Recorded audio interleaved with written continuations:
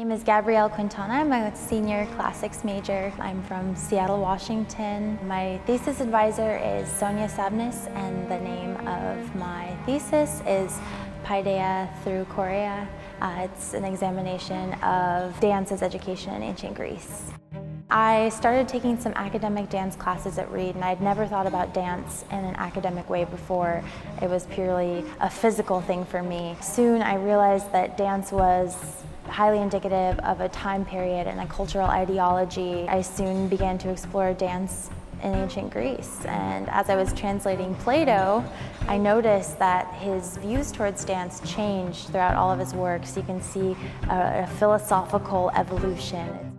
Dance is something that is typically thought of as a purely appetitive bodily function. The appetitive part of the soul is what drives you to drink and to eat and to indulge. Plato viewed that as a negative force.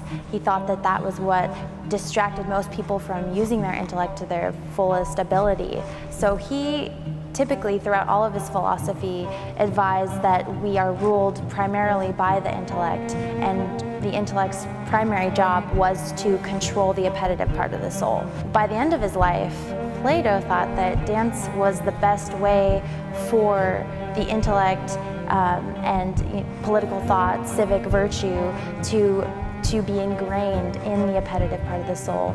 Using that thought as a lens, for the rest of my thesis, the subsequent 2 chapters, I wrote on the role of ritual dance and its educational purpose in ancient Greece. I would have to say the most difficult part of my thesis was wrapping my head around Plato. It was really hard to find that common thread throughout all of his thought, but eventually I realized that the fact that his thought changed, that's the most interesting thing about all of it. As he was learning and observing and evolving as a philosopher, he changed his mind, and that's what learning is.